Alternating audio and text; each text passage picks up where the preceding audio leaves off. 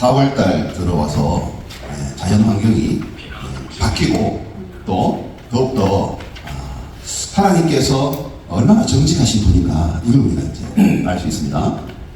매년 봄이 되면 꽃이 피고 또 여러 꽃들로 통하여서 우리에게 봄이 왔구나 이걸 이제 알 수가 있는데, 자, 이 자연을 보면서 하나님의 정직한 성품을 오늘 한번 나눠보는 시간 갖도록 하겠습니다. 다음 중에 사람의 눈을 한번 맞춰보세요. 어느 게 사람의 눈입니까? 요거죠, 요거? 자, 인간과 동물의 눈의 차이점은 뭡니까? 자, 우리 인간은 여기 흰자 있죠, 흰자? 이 흰자가, 눈동자가, 이 흰자가 3분의 1을 차지하는 이런 이제 눈동자를 가지고 있어요. 그런데 이게 바로 하나님께서 우리에게 심어준 정직의 표시인 겁니다. 자, 이걸 제가 이제 주장하는 이야기가 아닙니다. 이제 진화 심리학자들이, 자, 우리는 이제 진화를 믿지 않지만 진화 심리학자들이 연구를 했어요.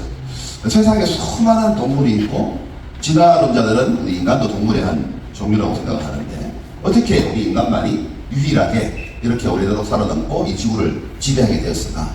라고 했을 때 이 진화학자들이 공통적으로 바로 우리 인간의 최고의 무기는 정직이다 이렇게 얘기했어요. 자, 요걸 이제 책으로 쓴 사람이 있어요. 여기 이제 이기범 교수라고 캐나다 캘커타라고 하는 대학의 심리학자로 있는 이분이 H팩트의 심리학이라는 이 책을 썼습니다. 자, 여기서 이제 H팩트가 뭐냐?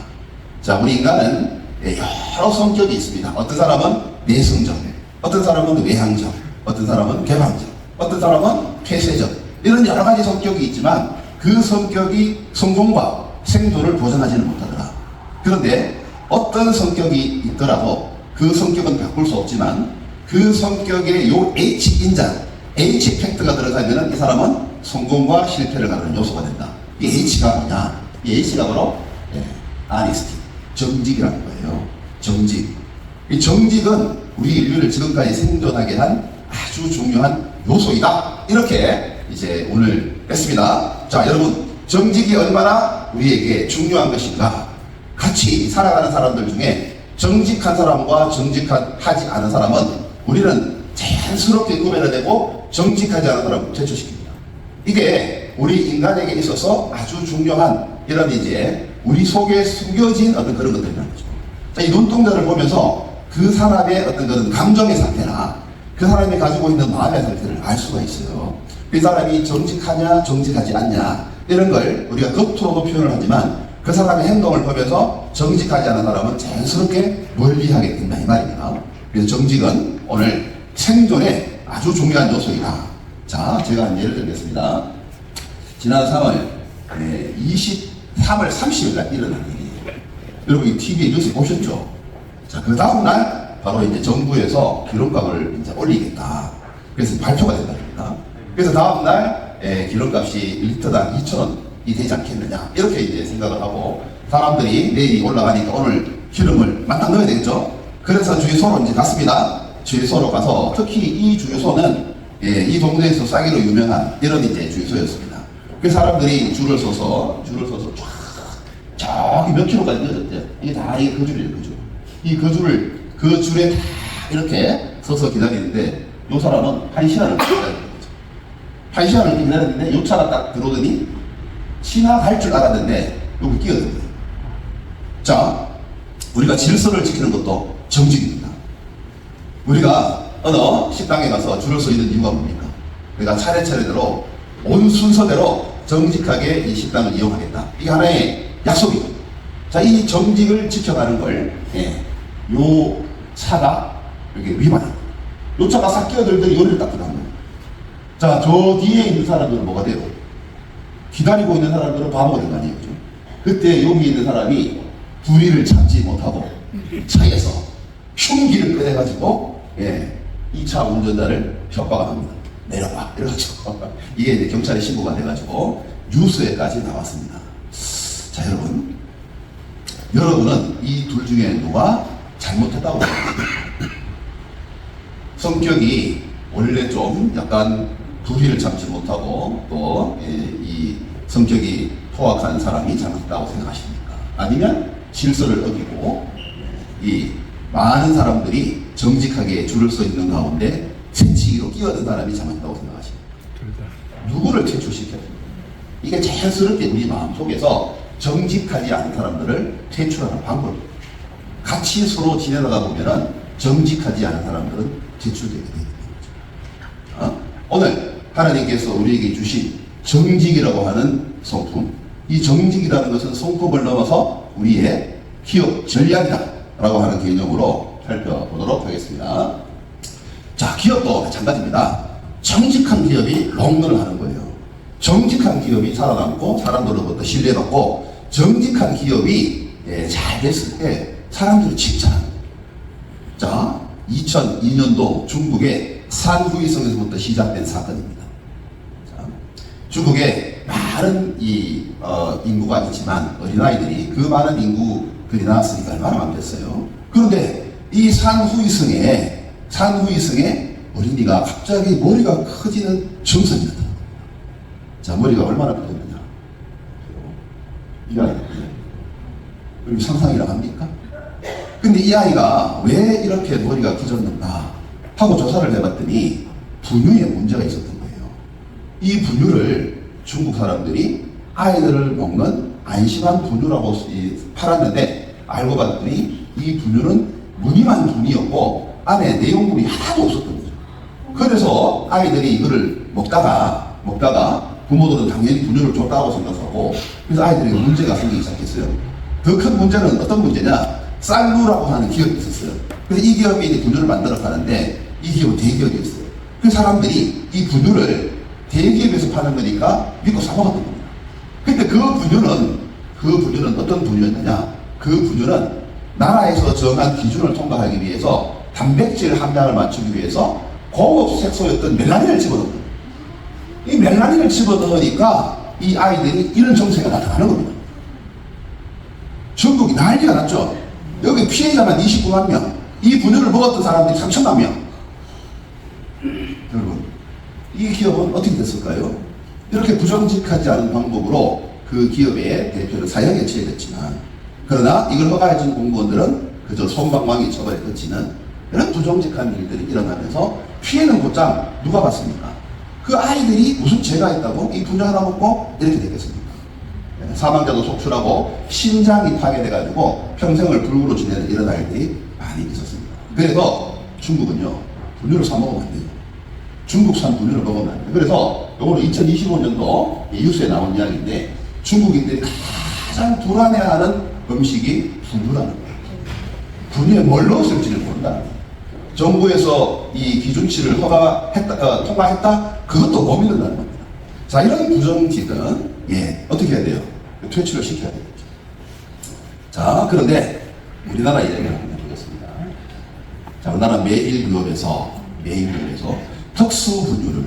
특수분유를 자, 적자가 옴에도 불구하고 매년 12종류의 이 분유를 생산하는 회사가 있습니다. 이 기업은 매일유업입니다. 매일유업. 자, 이 매일유업의 이 분유를 칭찬하지 않을 수가 없습니다. 여러분, 이 분유가 뭐냐? 이 분유는 단 1%의 아이들을 위한 분유입니다. 자, 아이들이 10,000명의 한 명물로 특수한 이런 이 소화계통에 이런 문제를 가지고 태어난다고 합니다. 정상적인 분유를 먹어도 이게 흡수가 안 되는 아이들이 있거나 아니면 특별히 제조를 해서 줘야만이 이게 영양이 공급되는 아이들이 있는데 이런 특수한 아이들이 10,000명의 한 명꼴. 그런데 우리나라에서 매년 태어나는 아이들이 약 한 40만 명에서 지금은 더 줄어들죠. 자, 이렇게 이제 태어나는 아이들의 이 1%가 요런 이제 질환을 가지고 태어난다. 자, 이런 질환을 가지고 태어나는 아이들이 자, 정상적인 분유를 먹으면은 적응을 못해요. 엄마 모유도 이 아이들에게 영양분을 공급하지 못하는.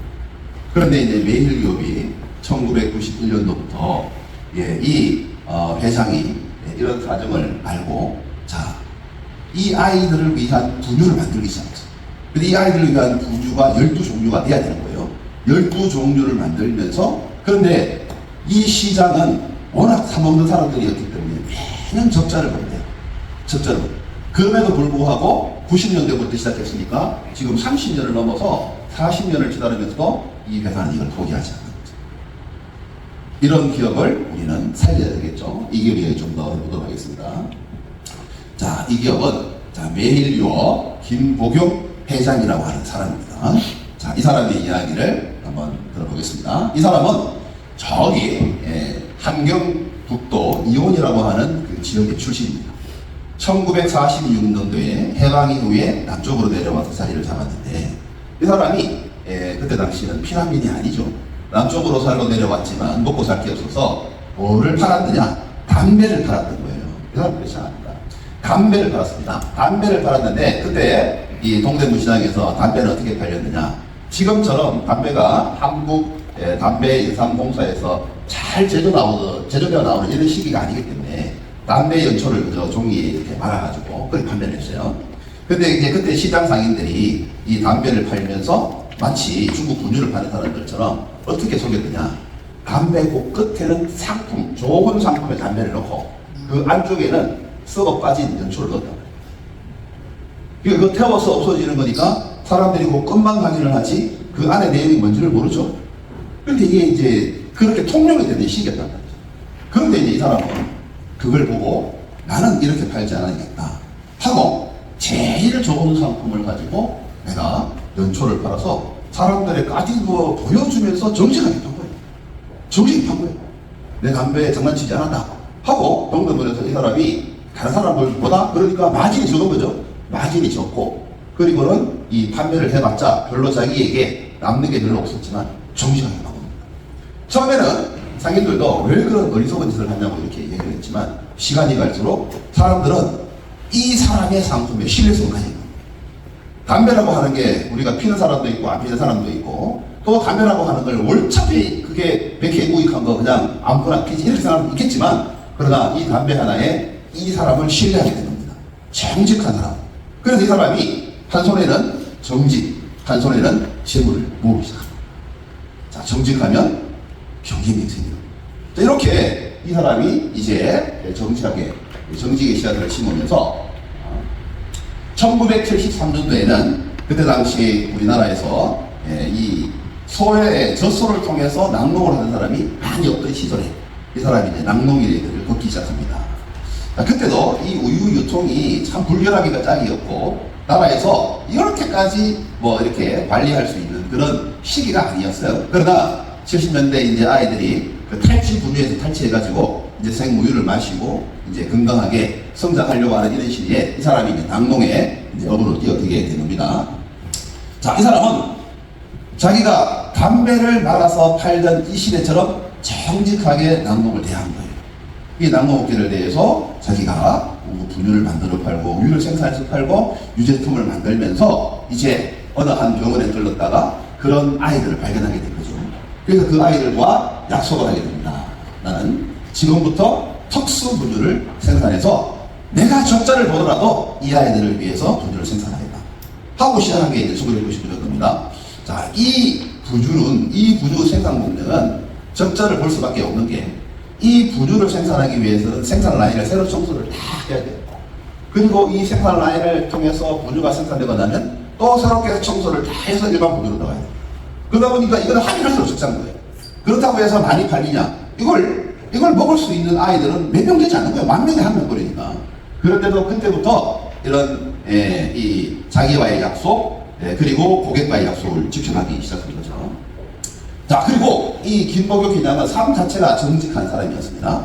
그래서 아침에 일찍 일어나서 생산 공정을 돌아다니면서 혹여나 고객과의 약속에서 내가 저품질을 쓰거나 우리 직원들이 실수를 해서 잘못된 것을 쏟고 가지 않나 이러면서 이제 회장이 직접 생산 공정을 새벽마다 돌아다니는 겁니다. 그랬더니 여러분, 정직은 전념성이 있습니다. 정직한 리더는 정직한 문화를 만드는 그래서 이 회사가 정직하게 이 매일 유업이 이 유제품에 대해서는 품질이 있었을만큼은 이 회장의 노력으로 자신이 있는 거예요. 자, 이 사람이 이제 2006년도에 86세의 나이로 이제 돌아가셨습니다. 자, 그의 유지를 받들어서 그 2세들도 이거는 포기하지 않습니다.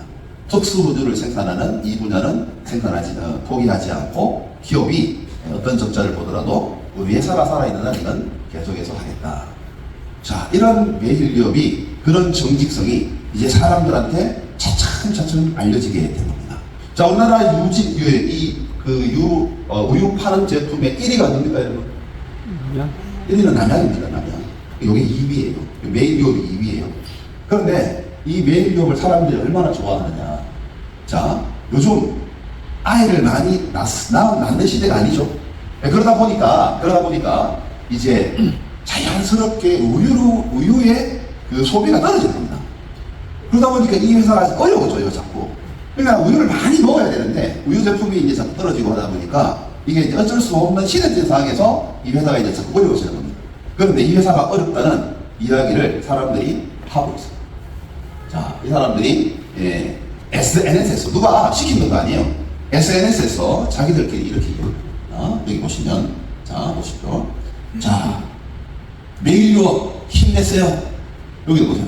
매일유업 힘내세요. 난 너밖에 없어. 이 사람은 뭐라고 되어 있냐면, 자, 비록 유당불내증이나 우유는 못 먹어도 나는 어머니할 거야. 이 말이에요. 유당불내증을 알죠? 우유 먹어도 소화 안 돼가지고 설사한 사람들. 이런 사람들도 매일유업을 칭찬하는 거예요. 왜? 이 매일유업이 어떤 정직을 통해서 지금까지 지켜왔는가를 아는 겁니다. 자, 보세요. 이거는 회사 직원이 선 게 아니에요. 여러분, 매일유업 지금 많이 어려워요. 진짜 심각해요. 내부 이런 감축까지. 매일 우유 많이 팔아주세요. 자기들끼리 막 이렇게 얘기해요. 이런 기업 있어요? 여러분들이 기업이 어렵다고 SNS에서 이 기업 살려야 된다 막 이렇게 하는 기업이 있나요? 잘 없죠, 그죠? 근데 매일유업은 업무를 하는 거예요. 이런 기업을 살려야 돼요. 그래서 이게 이제 신문 기사에까지 먹어서 업무하자 하고 기사가 나는 겁니다. 자, 몇 개 잠깐 보겠습니다. 국내 유업계 2위 매일유업을 돌줄 내주자고 하는 소비자 움직임이 일고 있다. 자, 선한 영향력을 확대하자는 취지에서 시작했다. 자, 이런 기업을 보면 여러분 마음이 어때요? 따뜻하죠? 자, 이런 기업이 이렇게 될 수 있었던 것은 정직 때문이었습니다. 정직함. 정직의 성품은 저는 이 회사가 이 돌파구를 찾으면 사람들이 이 기업을 통해서 반드시 이 기업을 살려줄 거다 이렇게 생각해요. 그 정도로 이미지가 좋은 회사입니다. 자, 정직. 정직이라고 하는 것을 여러분들이 하나의 내가 지키면 좋은 거고 안 지켜도 어쩔 수 없는 거라는 성품으로 생각하시면 안 됩니다. 자, 영국 속담에 보면 이 정직을 설명하기 위한 속담을 이렇게 지금 하고 있습니다.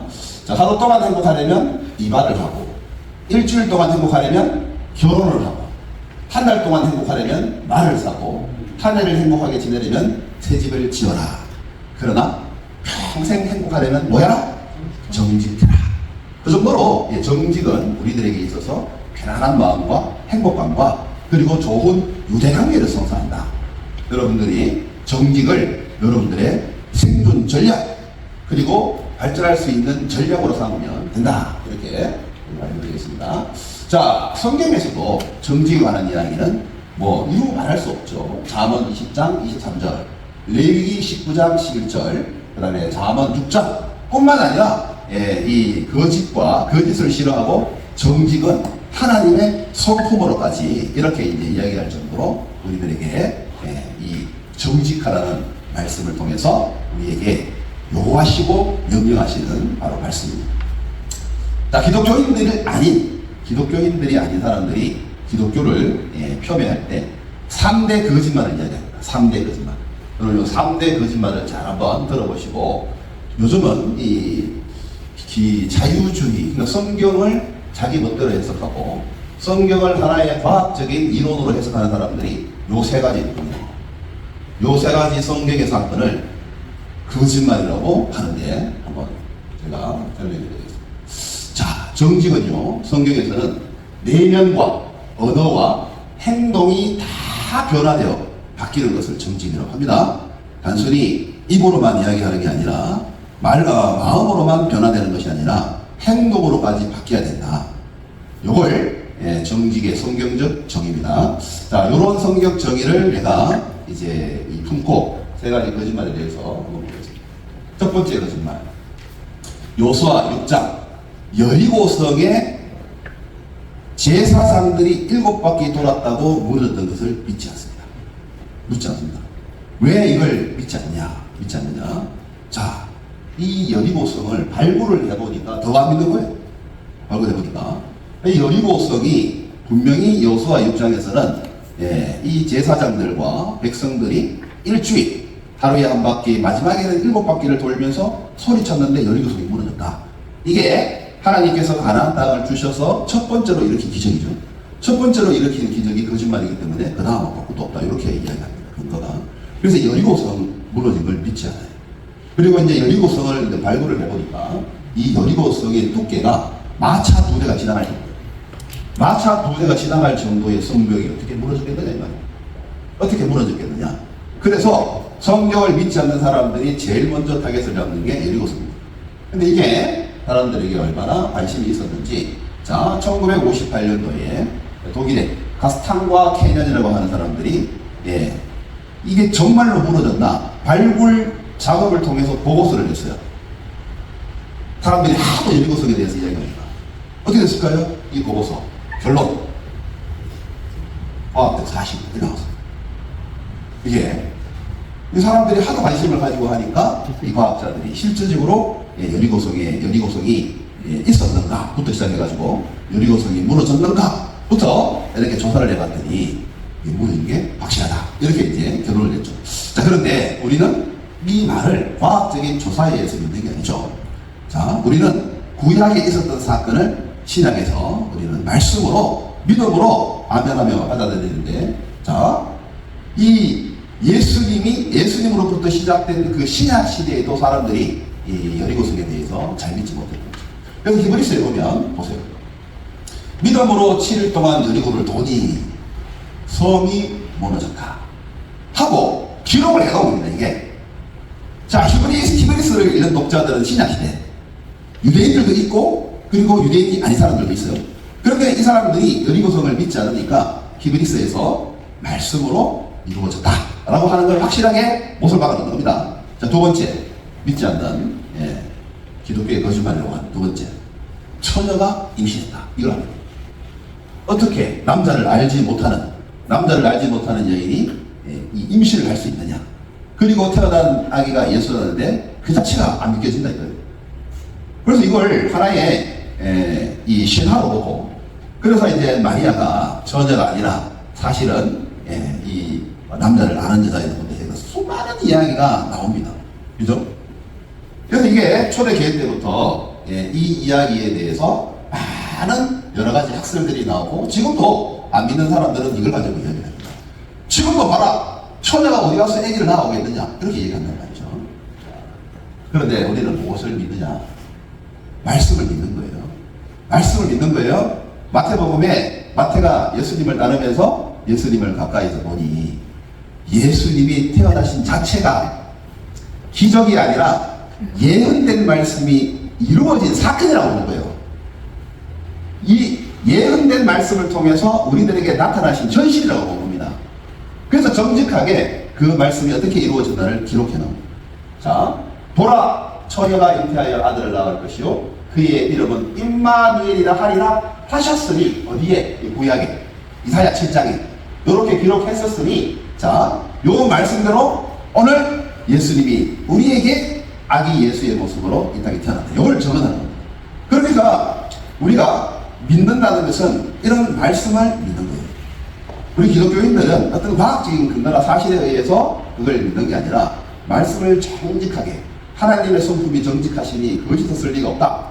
그 말씀을 통해서 우리가 믿기워지고 주님이 그 믿음을 주셔서 우리는 이렇게 믿는 거예요. 그래서 처녀가 잉태한 이 부분을 많은 자유주의 학자들이 공격합니다. 마리아는 사실 처녀가 아니었다. 그래서 여러분들이 교회라고 나 같은 교회 아니에요. 이게 바로 밑에가 되는 거예요. 마리아 임신설을 부인하는 교회는 정통이 아닙니다.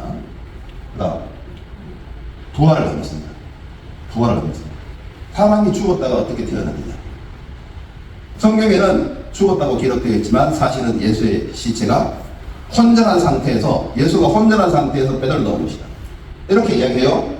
자, 이 부활은 특히 공격의 대상입니다. 이 부활을 믿지 않기 때문에 이 부활로 말미암아 교회가 갈라지고 이 교회의 정체성을 이 부활을 통해서 많은 교회들이 어려움을 겪고 있어요. 자, 정통교당 안에서도 이 부활을 예수의 부활은 사회적 부활이지 현실의 부활이 아니다 라고 하는 정통교단도 있다는 걸 여러분들이 기억하셔야 됩니다. 그런데 초대교회 때부터 부활을 믿었겠어요? 안 믿었겠어요? 초대교회 때부터도 이 부활은 논쟁의 대상이고 어떻게 죽었던 사람이 일어날 수 있느냐. 그런데 베드로가 오순절 성령 강림을 통해서 성경에서 최초로 했던 그 설교 안에 이 말씀이 들어있어요. 부활이 확실한 사건임을 말씀을 통해서 증거해요.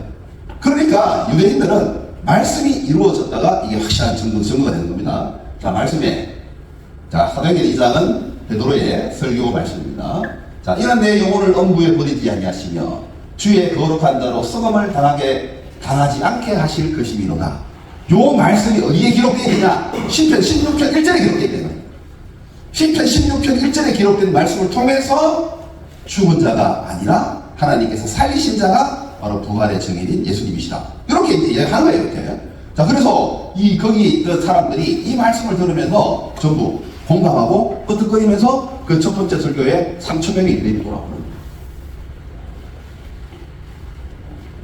자, 내일 이제 부활절을 맞이해서 우리 연합 예배도 드리고 부활의 이 의미를 우리가 되새기는 주일인데, 여러분, 이 부활이라고 하는 것을 여러분들이 어떻게 생각하셔야 되느냐? 이 부활은 여러 증거를 통해서 믿는 게 아니에요. 정직한 하나님의 말씀에 기록된 것을 그렸던 이루어진 것들을 우리가 믿는 거다. 여러분들이 그렇게 이해하시면 되겠습니다. 자, 리더들의 가장 중요한 덕목이 뭐냐 하고 사람들에게 물었더니 1위가 뭐냐? 1위가 도덕성입니다. 윤리, 도덕, 이런 성품이 1위라고 했는데, 자, 이런 성품 중에서 특별하게 2위가 정직이에요. 정직. 도덕성 다음에 나타나는 게 정직인데, 그 정도로 사람들은 리더에게 정직을 요구하고 있습니다. 자, 여러 분야에서 사람들이 대부분은 도덕성을 1위로 뽑았지만, 특히 정직을 뽑은 분야가 법조 분야. 판결을 하는 사람들은 어떻게 해야 된다?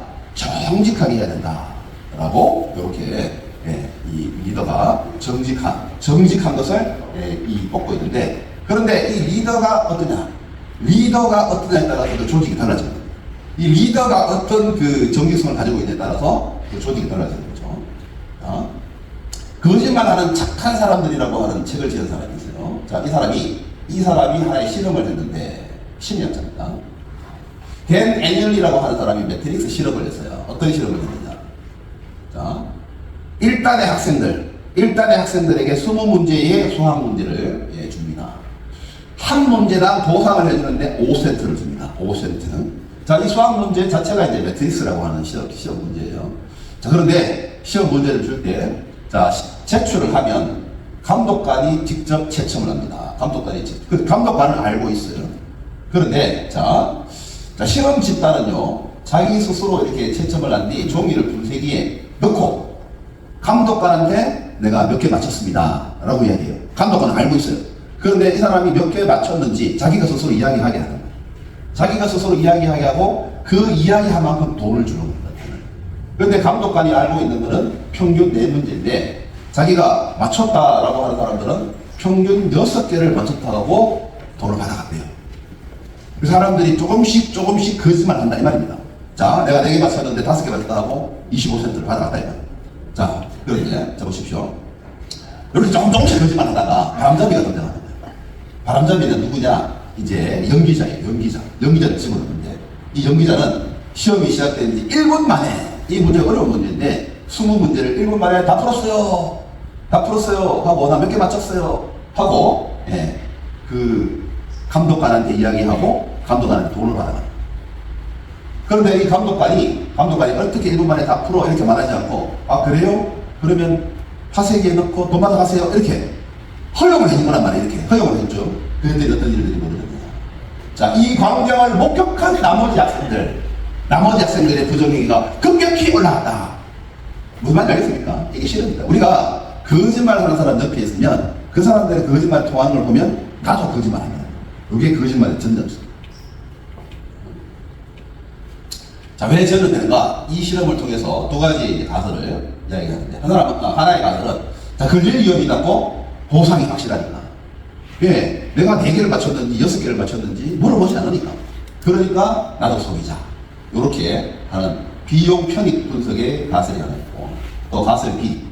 자, 저렇게 행동하고도 괜찮다면 이 정도 속임수는 이 집단에서 용인되는 행동이구나.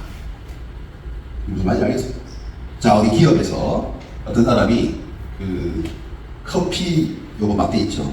이거를 자꾸 가지고 가. 하루에 10개씩 이렇게 집어넣어. 그런데 부장이 그걸 보고도 아무 소리 안 해요.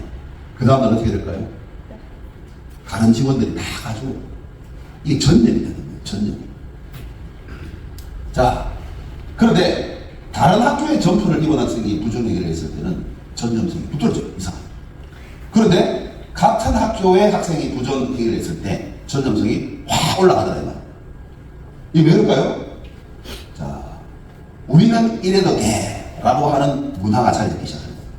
부정직한 리더가 이끄는 회사는 리더도 부정직한데 우리라고 정직할 필요가 뭐지 있어요? 이렇게 나옵니다. 그러니까 리더가 얼마나 중요하냐 이 이야기를 이제 하고. 자, 우리 교재에서 자, 신뢰의 경제학은 그 신뢰를 지키면 4가지 유익이 있다고 합니다. 자, 거래 비용 다시 말씀드려서 신뢰를 통해서 감시를 안 해도 되니까 비용이 절감된다. 두 번째, 거짓을 듣기 위해서 또 다른 거짓말을 하는 복리 효과. 거짓의 복리 효과가 차단되는 이런 이제 리스크가 감소됩니다. 자, 조직 문화가 개선된다. 그리고 장기적으로는 정직한 기업이 성공한다. 이게 이제 그 실제적인 유익이 되겠습니다. 자, 그러면 지도자가 정직을 지키는 방법을 우리 교재에서 4가지를 이야기했어요. 투명한 회계 시스템 구축, 정기적인 윤리 교육 실시, 내부 신고 제도 마련, 리더 자신의 정기적 자기 점검. 자, 요 4가지가 어려우니까 제가 2가지로 여러분들에게 정리했습니다. 첫 번째. 자, 정직을 지킬 수 있는 2가지 방법. 요것만 기억하십시오. 정직을 지킬 수 있는 2가지 방법. 그러니까 개인의 결단이 필요해요. 나는 정직한 사람이 되겠다. 나는 정직한 사람이 되겠다. 라고 결단을 하는데, 잘 보세요. 이게 되게 중요합니다. 자, 아까 매트리스 실험에서 반대의 실험을 했어요. 반대의 실험을 했어요. 어떻게? 자, 어떻게 하면 정직이 전염될 수 있느냐? 부정직을 전염시키지 않고 정직을 전염시키겠습니다. 어떻게 되냐? 자, 학생들에게 들어가기 전에 10계명을 가르쳤어요. 10계명 암송! 너는 남의 위에 다른 실을 숨기지 말라. 부터 시작해서 거짓말, 거짓 증거하지 말라. 내 이웃의 아내를 탐하지 말라. 이렇게 10계명을 암송하게 하고 율기 강령에 서명하게 했더니 이 사람들이 부정행위를 아무도 안 하고 정직하게 4개 맞췄으면 4개, 6개 맞췄으면 6개 맞췄다 하고 돌아가요. 자, 다시 말씀드려서 우리는 정직해야 된다 라고 하는 말씀을 배우고, 또 이런 강의나 예배를 통해서 우리는 하나님의 성품에 맞는 정직한 사람이 되어야 된다, 이런 말씀을 여러분들이 자주 들어야 돼요. 우리 CBMC에서 이런 기업가의 생존 전략에 우선적으로 정직의 성품이 중요하다라고 하는 걸 여러분들이 배워가면 여러분들의 마음속에 정직이 자리 잡고 있다가 내가 여러 부정직한 상황 속에서도 정직을 지켜낼 수 있는 개인적인 결단을 할 수 있다. 두 번째, 자, 이 리더가 철저히 지키는 모습을 보였을 때 이게 긍정적인 전염 효과가 나타나는 거예요. 그러니까 여러분들이 얼마나 중요해요. 여러분들의 회사의 CEO로서 이걸 지켜가는 모습들이 아주 중요하다. 자, 두 번째, 자, 정직을 지키는 2번째 방법. 2번째 방법은 시스템의 보완입니다. 시스템의 보완이 뭔가 영상을 하나 볼게요.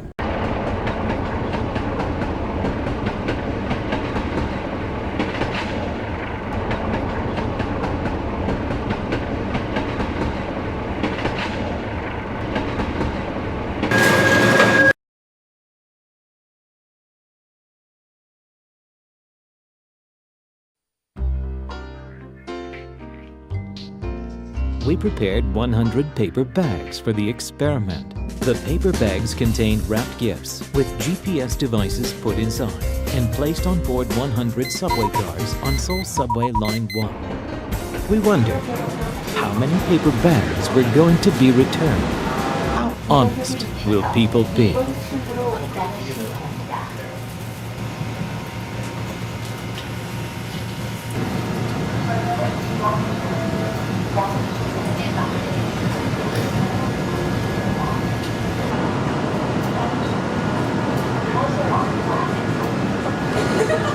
On this day, we witnessed embarrassing moments conflicting with this belief. One by one, the bags were removed from the subway cars.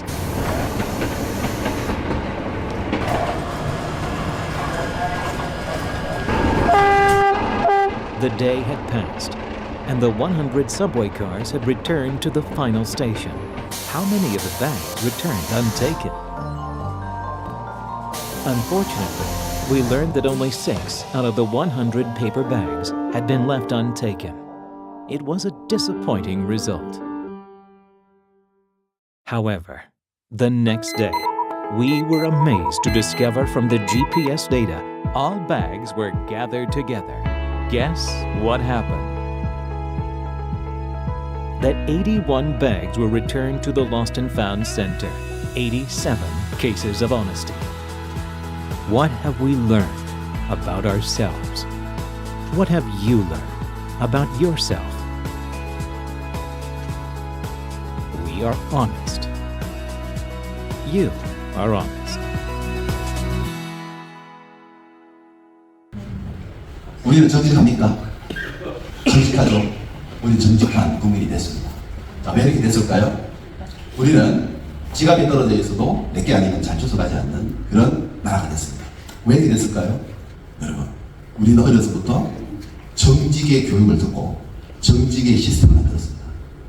우리는 CCTV가 있다고 해서 지키는 사람이 아니라 나는 정직하고, 그리고 이런 환경에서는 나도 잃어버릴 때가 있으니까 나도 이걸 주워가면 안 되겠구나. 여기서 떨어진 사람이 찾아올 수 있는 분실물 센터에 갖다 주자. 이런 시스템이 된 거예요. 여러분, 두 번째는 우리가 정직을 지키기 위해서는 시스템을 갖춰야 됩니다. 정직할 수 있는 시스템. 그게 교회 안에서, 우리 직장 안에서, 그리고 학교나 이런 공동체에서 정직을 지킬 수 있는 시스템. 이런 시스템으로 우리가 서로를 지켜가는 시스템을 만들면 정직할 수 있습니다. 자, 오늘 말씀을 통해서 정직을 우리 각각 조언들과 함께 나누어 보시면서 정직이 우리에게 얼마나 좋은 공성인가 나눠 가실 여러분 되시기를 축복합니다.